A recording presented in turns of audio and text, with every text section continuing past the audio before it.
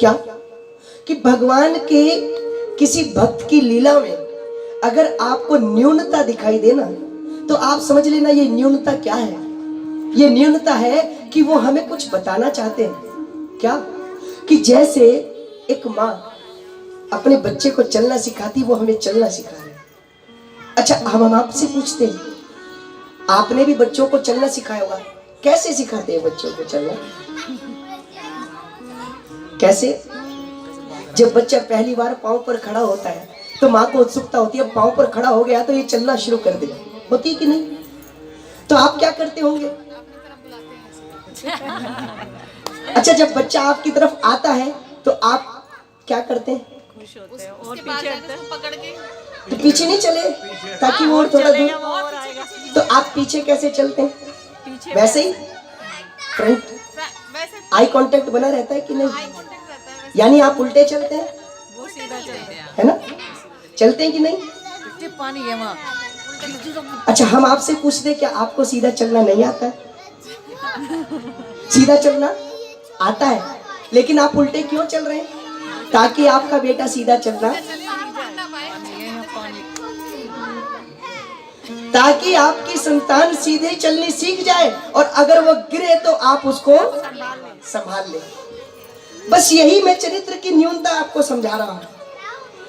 अगर आपको परशुराम जी जैसे व्यक्तित्व में क्रोध दिखाई दे, अगर सती जैसे चरित्र में शंका दिखाई दे, तो मैं आपसे कहता हूं ये चरित्र वो चरित्र है जैसे एक माँ अपने बच्चे को चलना सिखाती है, ऐसे वो चरित्र हमें उल्टा चलने की लीला करके चलना सिखाता है। तो मैं आपसे निवेदन कर रहा था कि संतों ने पूछे, महाराज हम पूछना चाहते हैं कि मनुष्य को करना क्या चाहिए? क्या मनुष्य को केवल खाने कमाने से मतलब होना चाहिए? नहीं, मनुष्य का वास्तविक करने योग्य कार्य क्या है, हम जानना चाहते हैं। सूत जी ने कहा, और कोई शंका आपके मन में? हाँ, शंका है ना महाराज, हम जानना चाहते हैं कि समस्त शास्त्र, कल वाली बात आ गई, हमारा लिटरेचर इतना बड़ा है, साहित्य इतना बड़ा है कि अगर हम पढ़ने लगे तो बाल काले से सफेद हो जाएंगे, लेकिन साहित्य विश्राम नहीं होगा। तो क्या पढ़े जिसको एक बार पढ़ने के बाद हमें शांति मिल जाए? शास्त्रों का सार क्या है? फिर प्रश्न किया, सूत जी ने कहा और कुछ पूछना है? हाँ, पूछना है महाराज, अभी हमारे प्रश्न खत्म नहीं हुए, तो पहले आप प्रश्न कर लीजिए, हम उत्तर बाद में ही देंगे। तो प्रश्न क्या है? प्रश्न क्या महाराज, हम जानना चाहते हैं, भगवान का एक नाम है अज। भगवान अज माने अजन्मा। अच्छा, जब भगवान अजन्मा है, निराकार है, तो निराकार को साकार स्वरूप रखने की क्या आवश्यकता पड़ी? उसने जन्म क्यों लिया?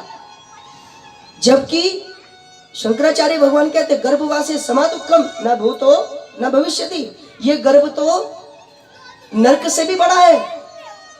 और इस गर्भ में भगवान प्रविष्ट हो गए कब? जब परीक्षित की रक्षा करनी थी। क्यों? क्या आवश्यकता थी? सूत जी ने कहा और कुछ पूछना है? हाँ, महाराज अभी हमारी शंका खत्म नहीं हुई। प्रश्न है महाराज, हम जानना चाहते हैं कि चलो भगवान प्रकट हो गए, भगवान ने इस पृथ्वी पर धराधाम पर अवतार ले लिया, लेकिन हम जानना चाहते हैं कि जब वो आए, अच्छा हम आपसे पूछते हैं, कोई बड़ा व्यक्ति, कोई बड़ा संत, थोड़ा बच्चों का, कोई बड़ा व्यक्ति अगर बच्चों जैसी हरकत करने लगे तो, कोई वीआईपी कहीं रिक्शा में जाकर बैठने लगे तो क्या लोग उसको वीआईपी मानेंगे? जब तक वो अपना स्टैंडर्ड ऑफ लिविंग नहीं दिखाएगा, हम भी उसको वीआईपी नहीं समझेंगे। तो भगवान को चरित्र करने की क्या आवश्यकता थी? भगवान तो भगवान है। बच्चों की तरह ग्वाल बालों का झूठा खा रहे, गोपियों के घर में जा रहे, माखन चुरा रहे, ग्वाल वाले उनको कुछ भी कह देते, जबकि हम तो भगवान की पूजा करते हैं। पुरुष सूक्त से भगवान का स्नान कराते हैं, अभिषेक कराते हैं, जिनकी हजारों भुजाएं हैं, हजारों आंखें हैं, बिनु पग चले सुनाई बिनु काना। ऐसे भगवान हमारे मन में ये बात शंका बनकर बार बार आ रही है। अच्छा, हम जानना चाहते हैं कि भगवान अगर धराधाम पर आए तो भगवान ने मुख्य रूप से कितने अवतारों में जन्म लिया, कितने स्वरूप भगवान के हैं। कोई कहता है कि ईश्वर अंश जीव अविनाशी, ये समस्त संसार ही भगवान का स्वरूप है। सिया राम मैं सब जग जानी, करहूं प्रणाम जोरी जुग पानी। तो क्या हम समस्त संसार को भगवान ही मान लें या फिर भगवान को विशिष्ट समझे? सूत जी ने कहा और कुछ, हाँ एक बात और, क्या हम जानना चाहते हैं, हमने सुना है कि धर्म की स्थापना के लिए भगवान आते हैं। यदा यदा हि धर्मस्य ग्लानिर्भवति भारत अभ्युत्थानम धर्मस्य तदात्मानं सृजाम्यहम्। जब जब जब जब होए धर्म की हानि, जब जब होए धर्म की हानि, जब जब होए बाढ़हि असुर अधम अभिमानी, बाढ़हि असुर अधम अभिमानी, बाढ़हि असुर अधम अभिमानी, बाढ़हि असुर अधम अभिमानी।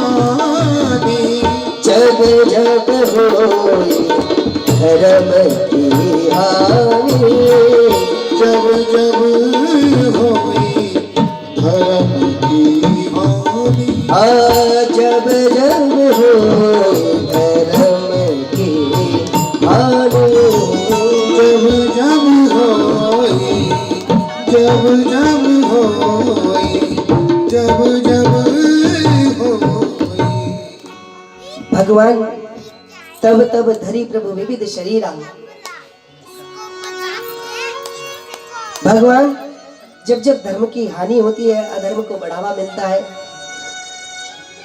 तो भगवान धर्म की स्थापना के लिए आते हैं। धर्म संस्थापनार्थाय संभवामि युगे युगे। तो फिर भगवान जब धर्म की स्थापना कर देते हैं, और भगवान तो स्वयं धर्म है, रामो विग्रहवान धर्म, स्वयं भगवान धर्म का स्वरूप है, विग्रह है। तो जब धर्म का विग्रह ही धराधाम को छोड़कर चला जाता है, तो फिर धर्म कहाँ जाता है? धर्मम कम शरणम गतः। हम ये जानना चाहते हैं। देखिए, ये जो प्रश्न है ये जिज्ञासा है। जिज्ञासा और तर्क में अंतर होता है। तर्क और जिज्ञासा में अंतर होता है। तर्क तो किसी की बात को काटना होता है, और जिज्ञासा जब कोई श्रद्धा भाव से किसी से प्रश्न करता है, ये जिज्ञासा होती है। और मैं आपसे कहूं, जिज्ञासा का तो समाधान है, पर महाभारत में यक्ष संवाद में युधिष्ठिर जी कहते हैं, तर्को अप्रतिष्ठा श्रुतिया विभिन्ना न एको ऋषि यस्य बद्धः प्रमाणम धर्मस्य तत्त्वं निहताम गुहायाम। तो क्या करना चाहिए? कहा महाजनो ये न गतः सपंथा। देखिए, धर्म का तत्व विधर्मियों ने छुपवा दिया है, धार्मिक शास्त्रों में छेड़छाड़ हो गई है, और आज तो कई बार लोग धर्म गुरुओं को हैक भी करने लगे। उनके द्वारा विकृत मानसिकता को समाज में फैलाया जा रहा है। तो क्या करें? का करने की कुछ जरूरत ही नहीं है। का जो हमारे पूर्व महापुरुष जिस रास्ते पर चले, हमें उस रास्ते पर चल लेना चाहिए, बस। वेदों की ओर लौट चलो। अब आप कहेंगे महाराज कहना आसान है, करना बड़ा मुश्किल है। क्यों मुश्किल है? अच्छा हम आपसे पूछते हैं, जब ये कोरोना काल जब हमारे समस्त भारत पर चला है, अभी भी खतरा मंडरा रहा है, हम आपसे पूछते हैं इस स्थिति में क्या सभी लोगों ने इम्यूनिटी बूस्ट करने के साधन नहीं किए? कई बार तो हमने ऐसे लोगों को देखा है जो लोग गिलोय का नाम भी नहीं जानते थे, उनके घर में गिलोय की चाय बनती है। हाँ, शास्त्र पहले से कहता आ रहा है, अरे भैया अगर आपको अपना श्वसन तंत्र मजबूत करना है तो आप प्राणायाम का सहारा लीजिए, औषधियों का सहारा लीजिए। कर रहे कि नहीं? लेकिन हम तब तक नहीं मानेंगे जब तक ऑक्सफोर्ड यूनिवर्सिटी इसको प्रमाणित। अरे भैया ऑक्सफोर्ड से ज्यादा गहरा हमारे भारत का साहित्य है। यहां तो खान पान भी कहावतों में कह दिए जाते हैं। तो मैं आपसे निवेदन कर रहा था कि धर्म कहां जाता है, ये प्रश्नों के उत्तर हैं। सूत जी ने कहा महाराज बड़े अच्छे प्रश्न किए, गुरुदेव का मैं ध्यान करके तुम्हारे प्रश्नों का उत्तर देता हूं। पहला प्रश्न क्या है, शास्त्रों का सार क्या है? तो हम आपको बताएं, शास्त्रों का सार है भगवान वासुदेव। भगवान वासुदेव माने भगवान वासुदेव है साक्षात नारायण। सचमुच जीव की गति नारायण के चरण में ही है। इसलिए जब हमारे घर से कोई प्रयाण करता है तो उनका जो श्राद्ध, उनका जो पिंड दान किया जाता है वो भगवान नारायण के चरणों में किया जाता है, क्योंकि जीव की गति नारायण के चरणों में है। हमारे पोषक कौन है? नारायण, है ना? अच्छा हम आपसे पूछते हैं, संसार में हमारा पालन पोषण कौन करता है? हमारे संसारिक स्तर पर माता पिता करते हैं कि नहीं? हाँ, अगर हमें कोई समस्या होगी तो हम किससे कहेंगे? अभी भी आपके सुपुत्र अगर मानसिक रूप से या किसी भी प्रकार से समस्या में आ जाए तो वो किससे डिस्कशन करेंगे? आपसे करेंगे कि नहीं? माता जी करेंगे कि नहीं? जब जीव मृत्योपरांत कर्म के बंधन से बंध कर अपने कर्मों को भोग रहा होता है, उस समय वो अपने पालनहार को पुकार रहा होता है, त्वमेव माता च पिता त्वमेव बंधु जसका त्वमेव। हे प्रभु आप मेरी माँ हैं, आप मेरे पिता हैं, आप मेरे भाई हैं, मेरे सखा हैं। जो भी संबंध आपको अच्छा लगता हो आप उसे स्वीकार कर लो, लेकिन इस बंधन से मुझे छुड़ा दो। इसलिए भागवत कहती है, वासुदेव परावेदा वासुदेव परा क्रिया वासुदेव परा योगा वासुदेव परामखा। भगवान वासुदेव की भक्ति मनुष्य का श्रेय साधन है। आपका दूसरा प्रश्न है शास्त्रों का सार क्या है? तो शास्त्रों का सार भगवान के भजन में ही है। हरि नाम ही तेरे साथ चलेगा, हरि नाम ही तेरे साथ रहेगा। यहां से जाने के बाद अगर कोई चीज हमारे साथ रहने वाली है तो हमारे सत्कर्म के रूप में भगवान का भजन।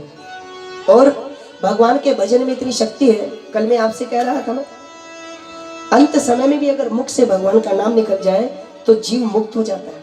लेकिन एक बात और है, जन्म जन्म मुनि यतन कराही अंत राम का आवत नाई। इसलिए बचपन से हमें आदत डाली जाती है। ये भगवान का भजन इसलिए कराया जाता है ताकि हम आखिर समय पे भगवान को याद कर लें। वरना कई बार ऐसा भी होता, वो आपने उदाहरण सुना होगा ना, कि एक सेठ जी मृत्युशैया पर लेटे, बिल्कुल स्थिति खराब है, बड़े पुत्र गए, एक ही दुकान पर तीनों पुत्रों को लगाया हुआ है। बड़ा पुत्र हॉस्पिटल लेकर गया वेंटिलेटर पर, बड़ा पुत्र लेकर के गया तो उंगली से इशारा करा। अब उन्होंने सोचा कि अच्छा पिताजी कह रहे अकेले ही आए, छोटे भाई को साथ नहीं लाए। उसने छोटे भैया को भी बुला लिया। अब वो थोड़ा और तड़पने लगे, सोचा कि भैया लगता है कि अब एक भैया और नहीं आए, आखिर समय सबको देखना चाहते हैं। तीसरे भैया को भी बुला लिया। अब शरीर में तड़प और ज्यादा बढ़ी तो डॉक्टर ने कहा हमें लगता है, क्योंकि मनोवैज्ञानिक भी होती है ना बात, कुछ बातें मनोवैज्ञानिक ढंग से सीखी जाती है, समझाई जाती है। तो डॉक्टर ने मनोवैज्ञानिकता समझते हुए समझा कि ये कुछ कहना चाहते हैं, अंतिम समय इनकी बात सुन लीजिए। तो उनके मुख से मास्क हटाया गया और जैसे ही मास्क हटाया गया तो क्रोधित होकर के बोले, अरे मूर्खों, तुम तीनों यहाँ पर हो तो दुकान पर कौन होगा? आखिर समय में भी भगवान का नाम नहीं ले पाए। जन्म जन्म मुनि यतन कराए, अंत राम कहा। तो भैया ये भगवान का भजन, ये भगवान के भजन में ही शास्त्रों का सार है। जरूरी नहीं है आप कृष्ण भक्त बने, आपके जो इष्ट है आप माँ भगवती को अपना प्रेम दे सकते हैं, अपना आनंद दे सकते हैं। भगवान सांब सदाशिव को अपना आनंद दे सकते हैं। और मैं तो कहता हूँ जिन्हें कृष्ण को प्रसन्न करना हो ना, उन्हें शंकर जी की उपासना जरूर करनी चाहिए। और जिन्हें शंकर भगवान को प्रसन्न करना हो, जो लोग कृष्ण उपासक हैं, शंकर भगवान उनके ऊपर अपने आप प्रसन्न हो जाते हैं। अच्छा, हमें शास्त्रों में बताया जाता है, चित्रों में हम देखते हैं शंकर भगवान कैसे होंगे, भभूत रमाए होंगे, काला स्वरूप, भयंकर स्वरूप, भैरव स्वरूप होगा। लेकिन शास्त्र इसकी पुष्टि नहीं करता है। शास्त्र कहता है कर्पूर गौरम करुणावतारम। भगवान का स्वरूप कैसा है? कपूर के समान स्वच्छ और सुंदर। क्यों? स्वरूप तो उनका भस्मी रमाय होना चाहिए। हाँ, भस्मी तो उन्होंने रमाई है, लेकिन वो स्वरूप उनके ऊपर चढ़ा नहीं। क्यों? वो चिंतन करते हैं किसका? राम। राम वो भगवान का चिंतन करते हैं, तो चिंतन के कारण भगवान का स्वरूप उनके ऊपर आ गया। नारायण भगवान सुंदर है और सर्वांग सुंदर है। अधरम मधुरम, वदनम मधुरम, हृदयम मधुरम। भगवान का अंग अंग मधुर है। लेकिन भगवान का वर्ण कैसा है? नीलांबुज श्यामल कोमलांगम। नीले अंबर के समान भगवान का वर्ण। ये किसकी कृपा? ये चिंतन की कृपा है। अगर हम भगवान का चिंतन करें तो हम भगवान के स्वरूप के जैसे ही हो जाते हैं, धारण कर लेते हैं। इसलिए भगवान के भजन में ही शास्त्रों का सार है।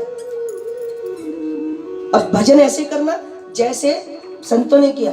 आप ज्यादा पुस्तकें पढ़ने के उसमें मत रहना, भटक जाओगे।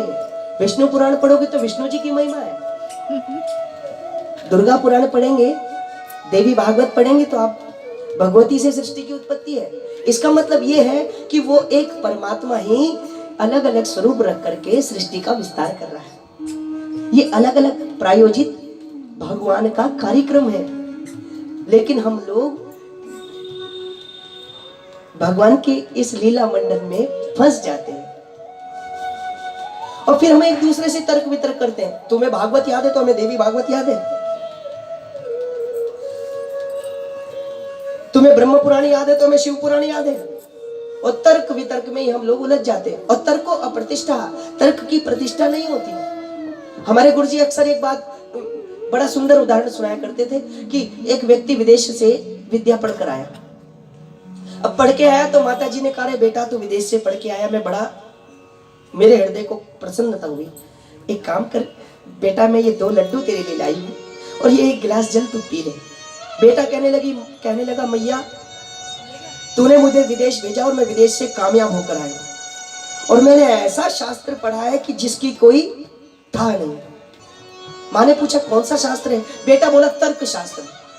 अच्छा, तर्क का LLB में बड़ा प्रयोग होता है। कोई एडवोकेट हो तो नाराज मत होना।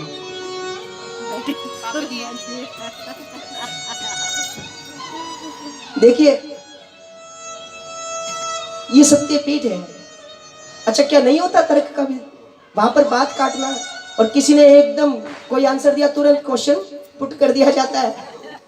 ये बात अच्छा, इसका मतलब बताओ, आप वहां गए थे, क्यों गए थे? अच्छा क्यों बता दे, तो कैसे गए थे? अब कैसे भी गए थे तो कितने बजे गए थे, है ना?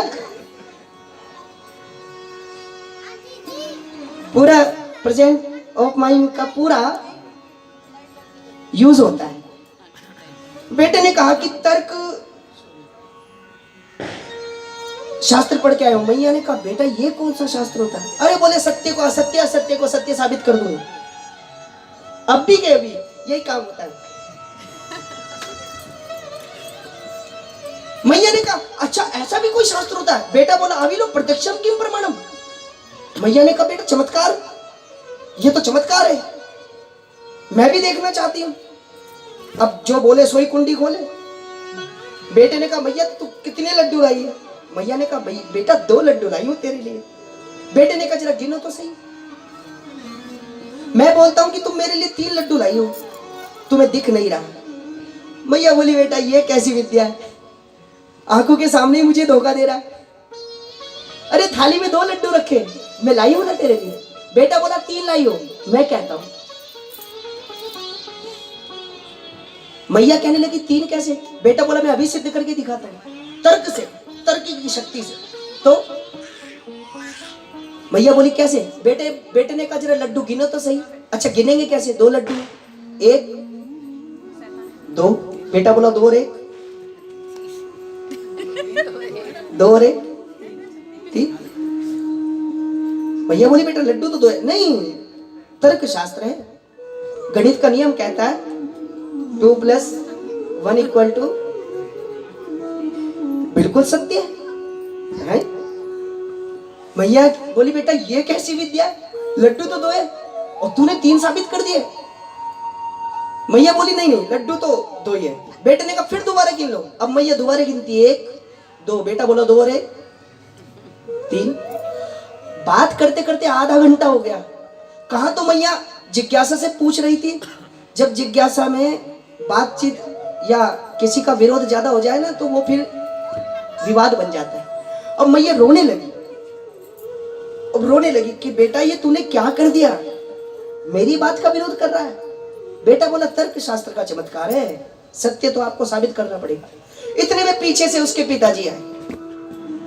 अब पिताजी भी बेटे का चमत्कार देख रहे थे। पिताजी ने कहा बेटा तेरे शास्त्र का चमत्कार मुझे साफ साफ दिखाई दे रहा है। ये तेरी माँ तो पागल है, अनपढ़ है, गंवार है, इसको नहीं पता। लड्डू 3 है, सच में मुझे दिखाई दे रहे हैं। अब पिताजी आए, अब वो भी तो उसी के पिता थे। लड्डू उठाया और तुरंत उसकी माँ के मुख में बोले बेटा 3 में से 1 लड्डू तो तेरी माँ खा गई, अब बचे लड्डू 2। दूसरा लड्डू उठाया और खुद खा गए। बोले बेटा 2 लड्डू तो हम खा गए, जो बचा हुआ तीसरा वो तू खा ले। क्या मिला उसे तर्क करके? वो 2 लड्डू लाई थी, आराम से खा लेता, वो भी नहीं मिले। ये होता है तर्क का कारण। इसलिए ज्यादा तर्क वितर्क में नहीं, जिस स्वरूप को आप पूजते हैं, जिस स्वरूप का आप चिंतन करते हैं, उसका भजन करें। सीधा सहज स्वभाव का भजन, भगवान का भजन। अजन्मा जन्मा क्यों? तो यदा यदा ही धर्मस्य ग्लानिर्भवति भारत, जब जब इस धरती पर धर्म का नुकसान होता है, धर्म को हानि पहुंचती है, तो भगवान प्रकट हो जाते हैं। अधर्म अपने चरम पर होता है तो भगवान उसको धर्म पर लाते हैं। भगवान ने लीलाएं क्यों की? जैसे एक माँ एक पिता अपने बच्चों को खुश करने के लिए बच्चों जैसी लीलाएं करने लगते हैं। तोतले भी बोलते हैं मम्मी पापा जब छोटे छोटे बच्चे होते हैं, बोलते हैं कि नहीं? नवीन जी बोलते हैं कि नहीं? तोतली भाषा में भी क्यों? क्योंकि वो अलग प्रेम होता है, वो अलग अटैचमेंट होता है। तो भगवान अपने बालकों को, अपनी संतान को, अपने भक्त को प्रसन्न करने के लिए लीलाएं करते हैं। पर क्या आवश्यकता है भगवान को किसी के घर में माखन चोरी करने की? लेकिन जब वो लीला करते हैं तो भक्त उस कथाओं को याद कर करके, उन लीलाओं को याद कर करके आनंद मग्न होते हैं। साहब, इसलिए भगवान को लीला करनी पड़ती है। जहां भक्त मेरा पाँव धरे, तहां धरू मैं हाथ, पाछे पाछे मैं फिरू, कभी न छोड़ू साथ। प्रबल प्रेम के पाले पड़कर प्रभु को नियम बदलते देखा। प्रबल प्रेम के पाले पड़ते प्रभु को नियम बदलते देखा। अपना मान भले टल जाए, भक्ति का मान न टलते देखा। अपना मान टल जाए पर भक्ति का मान ना टलते देखा।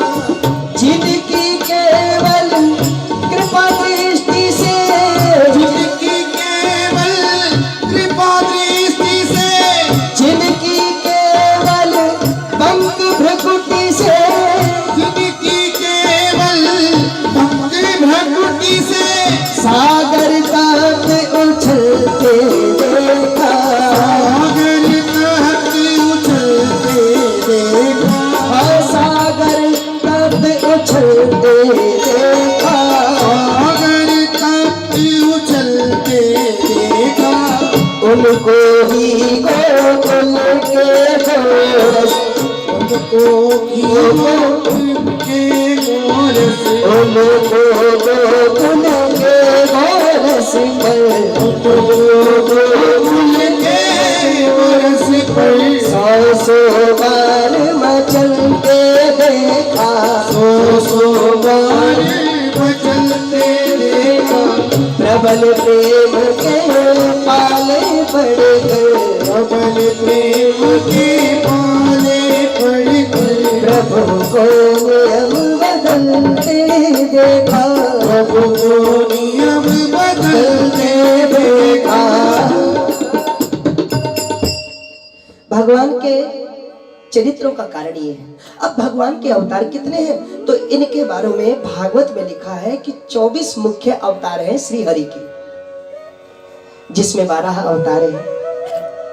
भगवान का नरसिंह अवतार है, भगवान का हंसा अवतार है, भगवान का मत्स्य अवतार है, भगवान का कच्छप अवतार है, भगवान का श्री कृष्ण अवतार है, श्री राम अवतार है, श्री परशुराम अवतार है।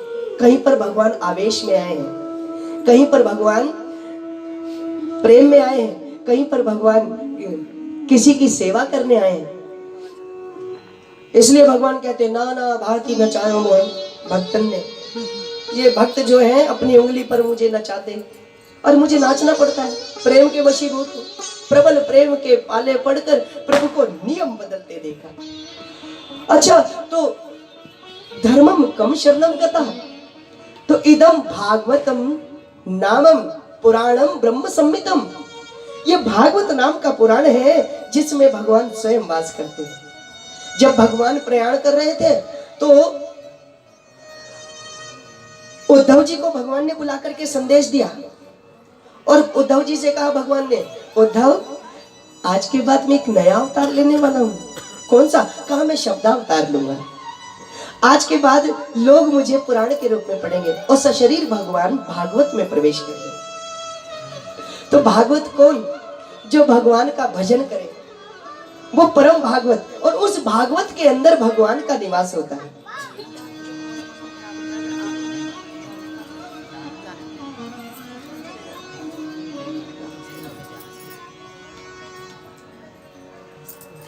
बात तो है। मुझे बड़ा सुंदर एक प्रसंग याद आया।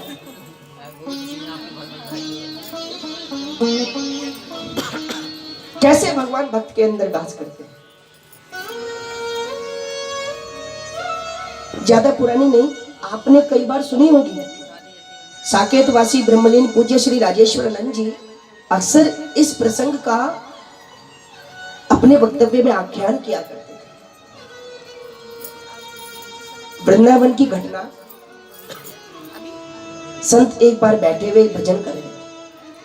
अचानक एक संत आते हैं और सभी लोग खड़े हो गए। सभी लोगों ने कहा जज साहब जय श्री राधे, जज साहब जय श्री राधे। इतने में एक युवा संत थे और उन्होंने पूछा कि महाराज ये जो संत हैं इनको लोग जज साहब क्यों कहते हैं? तो एक बुजुर्ग संत ने बताया कि ये संत तो अभी बने, इससे पहले तो ये जज थे। आपने एक घटना सुनी होगी, अभी कुछ वर्ष पहले ही यूपी पुलिस में एक बड़े अधिकारी थे जो नाक में नथनी पहनकर, पाँव में पायल बांधकर, है ना पांडे, कुछ ऐसा ही नाम था उनका। ये भगवान का प्रेम है, न जाने किस पर कब रीझ जाए। जज साहब दक्षिण भारत की एक कोर्ट में जज थे। उसी क्षेत्र में एक गांव आता था, उस गांव में एक व्यक्ति, एक केवट रहता था। और मुझे लगता है कि केवट पर तो भगवान पूर्व जन्म से, पूर्व समय से ही प्रसन्न है। क्यों? क्योंकि केवट जैसी निडर भक्ति किसी ने नहीं की। भगवान केवट से नाव मांगते हैं और केवट भगवान को नाव नहीं देता। बताओ किसी में क्षमता है कि भगवान किसी से कुछ मांगे और वो उसको ना दे पाए, भगवान को ना दे पाए? लोग इंतजार करते हैं कि भगवान मेरे धन को, मेरे मन को, मेरे तन को शुद्ध कर दें, पर मांगी नाव न केवट आना। और तो और भगवान को धमकी देकर कहता है चरण धुला लो राघव, ये आन है हमारी, दशरथ शपथ ये सुन लो, ये शान है तुम्हारी। और भैया लखन को देखो, मुझको डरा रहे हैं, सारंग के इशारे पर हमको डरा रहे हैं।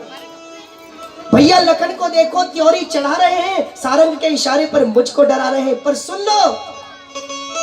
सुन लो, चलेगी इनकी एक भी ना डपट डांट है, क्योंकि आपकी अयोध्या नहीं, केवट की गंगा का घाट है। मुझे लगता है कि भगवान केवट पर पूर्व जन्म से ही प्रसन्न है। वो केवट भी भगवान का भक्त है। रघुनाथ जी का मंदिर है, उनकी सेवा करता है। कोई पूछे केवट भैया अरे वो काम कैसे होगा, वो बोलते भैया मुझे तो पता नहीं, रघुनाथ जी जाने, रघुनाथ जी जाने। और रघुनाथ जी जाने जाने करते लोग उनको कहने लगे भोला। वो इतना भोला था कि भगवान के चरणों में रहता है। समय अवधि हुई, बेटी, 2 पुत्र, बेटी विवाह के योग्य हुई। बेटों ने कहा पिताजी बहन शादी के योग्य हो गई है, हमारे पास पर्याप्त धन नहीं है, आप धन थोड़ा कर्ज पर लेकर आइए ना, बहन का विवाह करना है। हम धन कमा कर देंगे, पूरा धन चुकाएंगे सूद समेत। हुआ ये कि धन लाया गया, बेटी का विवाह हुआ और बेटों ने धन कमाकर पिता को दिया। वो धन सूद समेत लेकर केवट साहूकार के पास गया।